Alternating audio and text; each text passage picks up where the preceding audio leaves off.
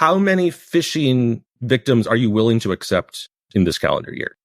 The answer cannot be zero, right? That's an impossible goal. Now, that doesn't feel good to anybody. It certainly doesn't feel good to the CISO and the CEO and the board. But that is the reality, and we can build resilient systems to accommodate when that happens. But that's an uncomfortable conversation about loss, which is you have to know how much loss you're willing to accept. And that's a business decision. That's not a cybersecurity decision. Welcome to the Tech for Non-Techies podcast. I'm your host, tech entrepreneur, executive coach, and Chicago Booth MBA, Sophia Mathieva. My aim here is to help you have a great career in the digital age. In a time when even your coffee shop has an app, you simply have to speak tech. On this podcast, I share core technology concepts, help you relate them to business outcomes, and most importantly, share practical advice on what you can do to become a digital leader today. If you want to have a great career in the digital age, this podcast is for you. Hello, smart people. How are you today? I have been watching old episodes of Silicon Valley recently, and I've been really enjoying it. If you've never seen Silicon Valley, then you definitely should give it a go. But today's guest is not from Silicon Valley. Today's guest is from the National Security Agency, and that's the infamous NSA. Dr. Josiah Dykstra spent 19 years working there in cybersecurity, and now he applies his skills at a private firm called Trail of Bits. In this episode, you are going to get a very pragmatic take on what cybersecurity is and how to think about it as a business leader. Because cybersecurity risk is a business risk, and that is your domain. Also, I think what he says about having to constantly change your password everywhere is going to delight you. It delighted me. And by the way, if you are finding these episodes useful, then please leave this show a rating and a review. This really does help my work get discovered by more smart people like you and helps these smart people thrive in the digital age. So what's not to like? So get your thumb out and rate and review this show. And now that you've done that, enjoy this interview. Hello, Josiah Dykstra, and welcome to the Tech for Non-Techies podcast. Hello, it's a pleasure to be here. Thank you for having me. I'm really excited to talk to you about cybersecurity today because honestly, I don't know much about it, but I think like many of my listeners, I know that it exists, and if you get it wrong, then bad things happen. So I'm really looking forward to demystifying what actually is genuinely a threat and, what's a great press headline. But first of all, let's just start with the definition of cybersecurity. What is it? Definitions are a great place for us to start. And I think you're 100% right that everybody hears about cybersecurity. That word is commonplace in vocabulary and conversation. And I will tell you that even those of us who are experts in cybersecurity have different definitions. I think we all agree with the general population in the intuitive sense of how do we protect data, information, computers. Where that starts to get important, the definition, is in how we measure and define and track the progress of those things. There is, for example, in the United States, the National Institutes for Standards and Technology, NIST, which has a very formal definition of cybersecurity. I'm not even going to read it to you. It is long and complicated, and it is different than the one that I learned in school, and it is different than the one that government organizations sometimes use for other guidance. And those things do matter a little bit. Lots of people, I think, hear of the quote unquote CIA triad, not CIA, the spy agency, but CIA as in confidentiality, integrity, and availability. Those are three important attributes, things we care about lots of times about. Is my data visible to the public or not? That's a measure of confidentiality for existence. What that's difficult in is when I say, well, we need more confidentiality. What does 2 units of confidentiality mean? How can I buy you more of that if I wanted to? So that's why that sort of matters. I also want to say there's 3 sort of attributes of that definition that I think are worth briefly highlighting. One is that cybersecurity is not just about computers. Yes, it covers computers. It covers your Wi-Fi network. It covers iPhones and all of those kinds of things. But that's necessary, but not sufficient. So it's also about protecting data, information, Most of the things on the device sitting in front of you doesn't have a lot of cool information. Most of that's stored online. That data is the really valuable thing. So Second, that's the cloud. That's basically that is the cloud. data that's stored in the cloud. And more, that is where that's where my email is. It's where my banking information is. I might have some private files, but we need to care about where that data live, wherever it is. So when you're talking about cybersecurity and the actual security of our data, do you also mean just the physically protecting the data centers as well? I do, in fact. The digital world does live in the physical world. We think it's cloud as an abstraction, which is why we talk about that, where location sometimes doesn't matter. If I can get to my email, I don't exactly care where that server is, but it does matter. It does matter in terms of me protecting my physical device. If somebody walks away with my phone, maybe they can get into it and access that data. Maybe a terrorist could blow up a data center, and if there's not other copies of it, maybe that data gets destroyed. And in the legal sense, laws are bound to geography. So for someone to do forensic investigation, they might have to follow the laws of where the physical data center is. So there are considerations here in physical. Mm-hmm. So this is getting increasingly complicated. It is complicated, and we have to start prioritizing our concerns. So there's been a long history in cybersecurity, I'm sorry on behalf of my field, about prioritizing fear. But it's not really about fear. It's much more about understanding traditional risk. What is the risk? We can't get cyber risk to zero in the same way that we can't get physical risk to zero. But if we understand that, well, our data are stored in a cloud, what are the different ways that we can help manage that risk? But that was my second point, which is this isn't just about computers. It's also about people. And I would argue cybersecurity is primarily about people. So that often gets overlooked as well. Interesting.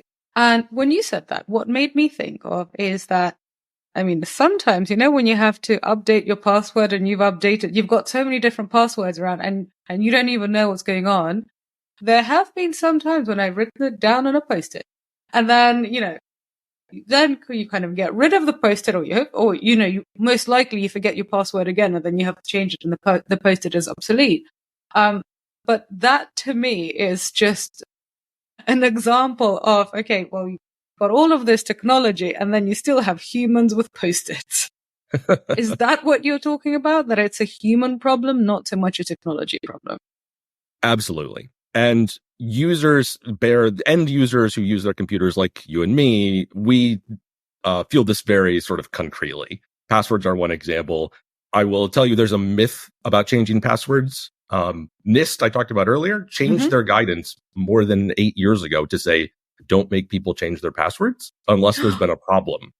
Why? Why is this not law? I mean, I think it is a modern bane of existence, right? All the passwords and trying to figure out what you've got stored where. Yeah, this was an acknowledgement that people pick worse passwords when they have to change them all the time. That's true. It just becomes 1, 2, 3.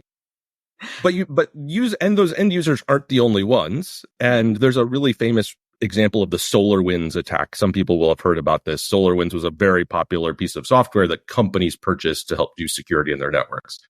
And it is normally cited as an example of a supply chain attack, where an outsider was able to manipulate that code and take over company government networks really bad.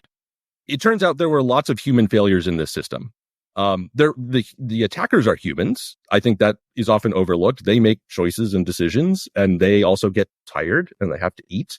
And there's an interesting line of research about manipulating them as humans. Oh, but the CEO of the SolarWinds company. Or actually, no. Tell me this, and then we'll talk about how you manipulate cyber attackers. Yeah, let's come back to that. The CEO of the SolarWinds company at the time was in a congressional hearing and said a statement like, this was a mistake an intern made. Because what had happened was the password was like SolarWinds 123. Well, that's not great. And that did lead to compromise. But why did the system allow that person even to pick that password? Is that a fault of the user or a fault of the design of the system? Needless to say that there are just many humans in here who created that computer, configured that computer, managed that computer. It's not just the person who picked the password. The fault is not only on us. And so when business leaders are thinking about cybersecurity, is your stipulation, therefore, that just take sensible decisions about who has control to the data sets and essentially who you're allowing to make these decisions? Because if somebody is, really lower down the totem pole, then they shouldn't be the person who is even doing things like updating passwords. Is that kind of the crux of it? The first thing that people should really remember from this episode? I might take that idea and extrapolate it a little bit to the fact that context matters in all decisions. So there's no universal one size fits all. And one myth that I propagate, that I try and dispel a lot is that there are quote unquote best practices. There are lots of those in cybersecurity, but they're not one size fits all. So your organization, your individual context matters. It's not that there's black and white rules. Even things like you should automatically update the software on your computer.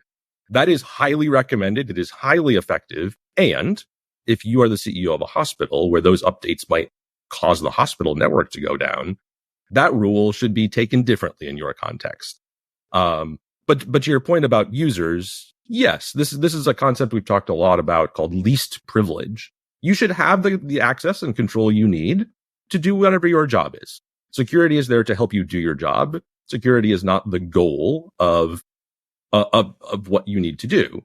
So having that sort of that context about these users need different access than another one, that should be revalidated. It shouldn't be a static rule. There's a lot of dynamicism in this. And so it seems to me that in the tech press, there are lots and lots of headlines about, there's been a data leak here and a data breach there. And it seems to be something that's kind of increasing. Would you say that that's true? Or would you say that for some reason the press is now more interested in the story? That's why we're hearing more. There is a general myth that attackers are getting more prolific or proficient in what they do.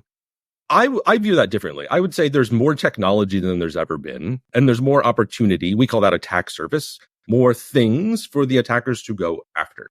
So the fact that there are more data breaches is no surprise to me because there's more data than ever. There's more IoT just more devices. Opportunity. Mm-hmm. And they're not actually getting smarter in the general sense about how they do it. They're using the same old mechanisms to get in that they always have.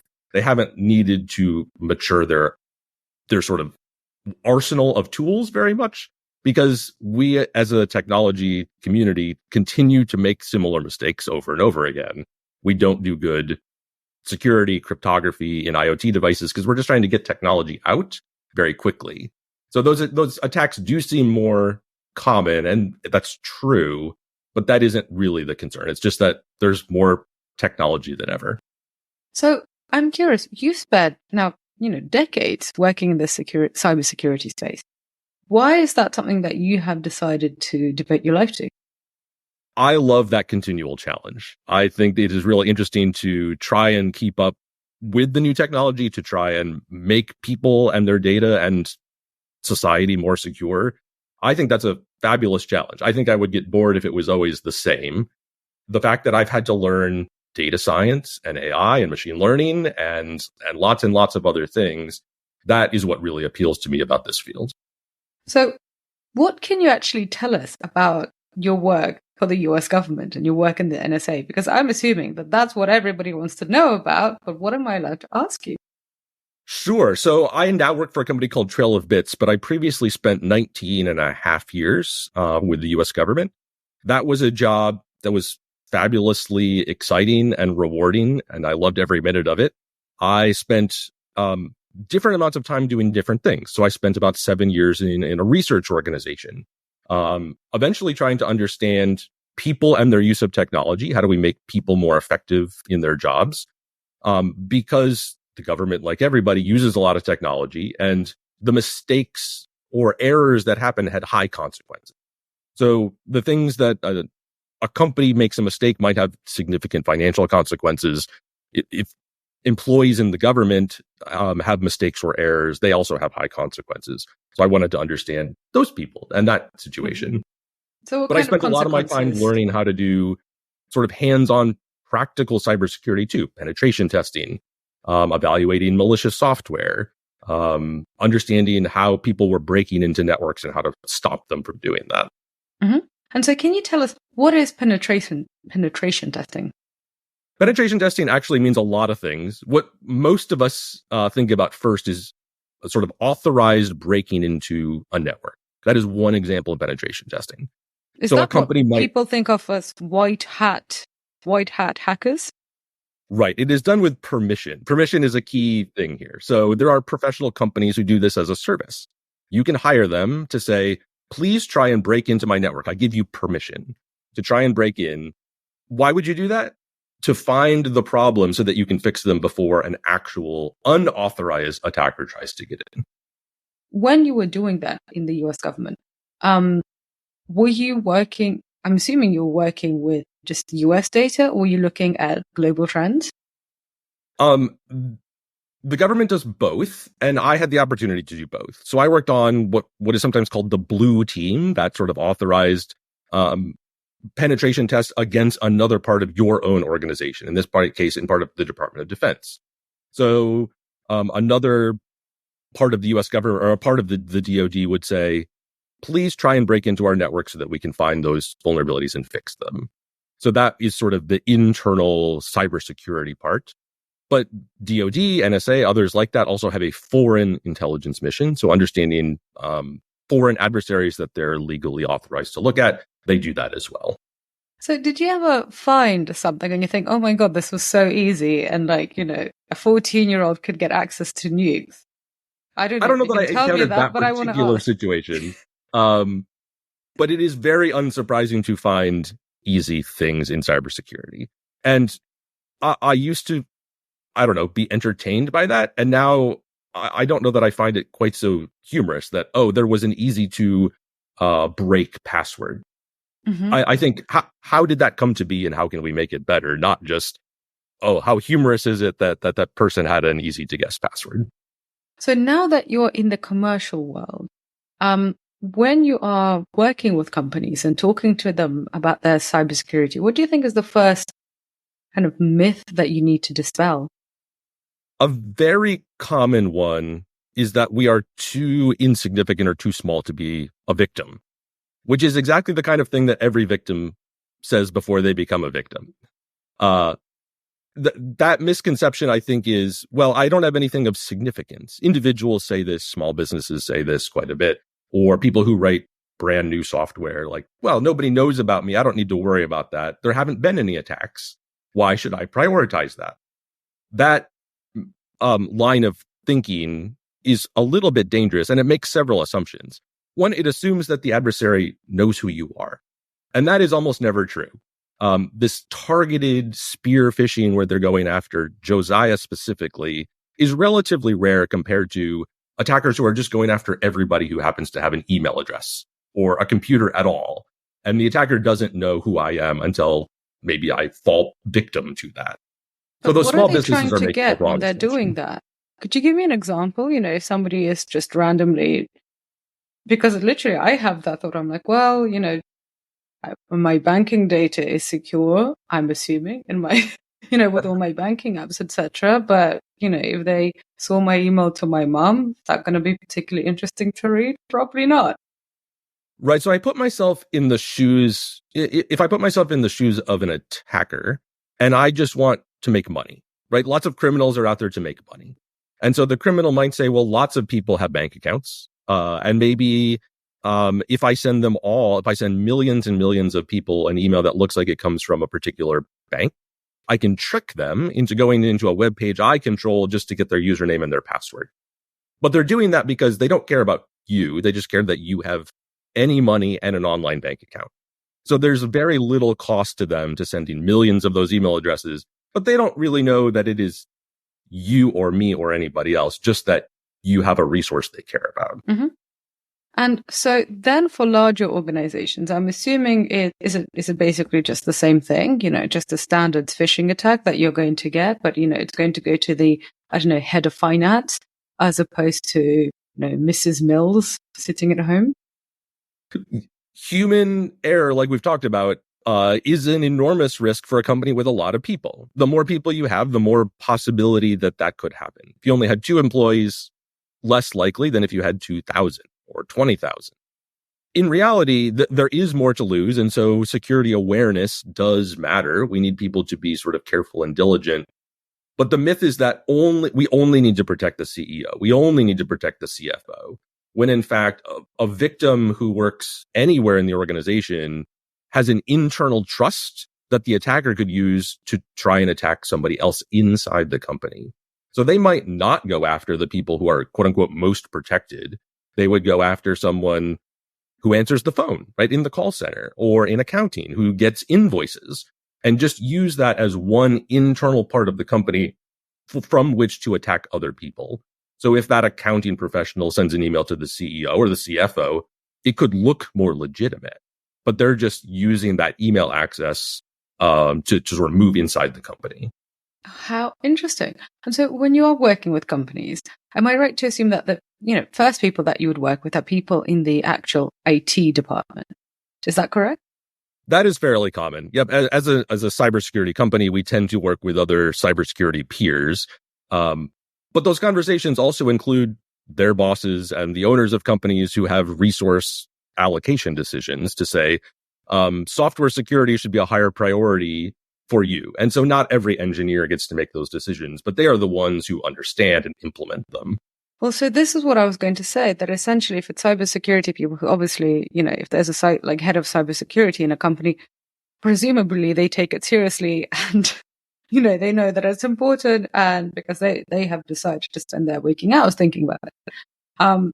But then if it kind of just stays in the, if you're basically preaching to the converted, then how much of an impact does it really have on the company? Because then, humans are still humans. Everybody's lazy. Everybody's got too much to do. Nobody can really remember what's kind of going on. I mean, I'm speaking about myself. And, I consider myself to be a highly functioning human being. So if you're just speaking to the cybersecurity people, does it feel sometimes that your work is, a thankless task in a silo? And that, people aren't listening to you when they should be? It feels like that a lot. And that actually can be a little bit dangerous to that workforce. So those silos that exist, if the board of directors says, well, we had a data breach, we can never have that again. That can never happen to our company again. That's a dangerous thing to say to cyber employees whose now whole job, their goal is cybersecurity. And if you give them an impossible task, we already said we can't get risk to zero. That is incredibly stressful on them. I have seen that go very poorly. But that does raise the point that the cybersecurity organization, the CISO or the chief security officer, their goal in life is security. That's what you hired them for. That's what they're trying to do as well as they can. But that is probably not the business's entire goal. So the board, the CEO also has to weigh, when is security not the most important thing today? When is it not the best use of our next dollar? When is it not worth another hour of training and awareness time? And so those conversations need to happen across sort of people with different goals. And those of us in cybersecurity have to learn to be respectful of that too, because as we've talked about, like, we think security is the most important thing, but it's one of many. This reminds me of this case study we had at business school, and my business school was now almost 10 years ago, so I might get some of the details wrong. But essentially, there was a shop, and I think it was like a grocery store. And then new management took it over, and nothing changed. So the location was the same, and they were still stocking the same stuff, but essentially sales went down dramatically. Like, really, they just fell off the cliff. And we were asked, like, what happened? What could have possibly happened? And apparently what happened was that the people who bought it thought that there was stuff being stolen, which is what happens in every grocery store. And so then they thought, well, this is so terrible and we're so annoyed with this that we're just going to put everything behind these windows. So we're going to essentially kind of shield everything. And then that way, if people want something, they have to ask for it. And then we will know, where the shampoo bottles are and so on. And then that way we won't have the theft problem. And so they were correct. So they did reduce the theft problem, but they also reduced the revenue problem. And, after a while, they realized that, like, oh, actually, it's better to have, 5% of our stuff or, 3% of our stuff being stolen it's better to have that and increased revenues than, perfect security and making no money. So in a grocery store, it's very easy and kind of comical to understand. But are there equivalents of this trade-off in the cyber world too? Absolutely. I think that's a good case study. I should cite that more often, because when I talk to people, I say, well, how many phishing victims are you willing to accept in this calendar year? The answer cannot be zero, right? That's an impossible goal. Now, that doesn't feel good to anybody. It certainly doesn't feel good to the CISO and the CEO and the board. But that is the reality, and we can build resilient systems to accommodate when that happens. But that's an uncomfortable conversation about loss, which is you have to know how much loss you're willing to accept. And that's a business decision. That's not a cybersecurity decision. And you can pay more to lower that risk, whether it's with more training or insurance or something else. The same is true for patching. So in an organization of sufficient size, it takes a while to update the software on all the computers. And so you might have a business goal that's, well, we're going to have, when a new patch comes out, we're going to have it rolled out to the whole company in 20 days. And what's a new patch? I'm sorry? What's a new patch? A new update. So if your phone says update. you need to update your software, or Windows says this, these things roll out all the time. Yeah. But it takes a while, and if it's not done automatically, the cybersecurity organization or the IT organization has to go touch all the computers and install those software updates. But they can't do it overnight. This is a resource allocation problem. They probably start with the things that are the most important, where the secret soda recipe is, and then move on to things that are less viable. But you can make a business choice that's, well, we need to have that all done, all of the computers updated in 20 days. So if there's an attack in 19 days, that is different than if there's an attack in 21 days, right? Those are just business decisions that we neglect sometimes to think about in cybersecurity. But that's, again, a conversation across the enterprise. Interesting. It's interesting that essentially that link between technology and business, that's, I think, where the magic always lies. Because I think the issue that we have, and this is the issue I'm trying to solve, is that we have this issue in the education system, also in corporates, that we have the technologists on one side and we have the business people on the other side. They don't, a lot of the time, they don't really understand what the other side is doing. And they also have a lot going on. And so they're just focusing on their own task. But then as a result, you don't have these conversations about trade-offs and why you're doing all of this. Because at the end of the day, as you said, cybersecurity for a corporate is basically so it can carry on making more money by serving their customers, by having customers in the first place. So that's a great, thank you for sharing that. So as a last thing for our listeners who are, educated people, smart people who want to do the right thing, but also, some of them, I suspect, have got their passwords written down in their notes app. Some of them have them in their, on Post-its. I can kind of almost hear them cringing and thinking, oh my God, this is me. We're dealing with a human condition. So what would you say to those people as a parting note? Thank you for trying. People who have passwords written down, that says something to me, that they care about their passwords and they're trying to do the right thing. Thank you for that. I acknowledge that. There is a spectrum of things we can do. That is not the worst end of the spectrum. The worst end would be somebody who has the word password for everything on the internet. They would not have it written down on a Post-it. So congratulations for doing a good thing. And know what your other options are. Know that there are software like password managers that you can install to help you do your password management job better and to help you as a human prioritize the things and work on the things that matter to you. Keep updated. This whole field is changing. Two-factor codes, the kind of codes you get, those numbers on your phone when you log in. From a cybersecurity side, that is very powerfully secure for you. It means if somebody happens to steal your password, they still probably don't have your mobile, and hopefully they still can't get into your account. But this is a rapidly evolving field. I hope someday we will have things that are better than passwords. We're starting to see indications of that. So keep aware of it. Keep up with it. And also, I think I like your point about the trade-offs because, sometimes if I forget a password to something really important, like Gmail or something, then, I'm going to, be more careful about it.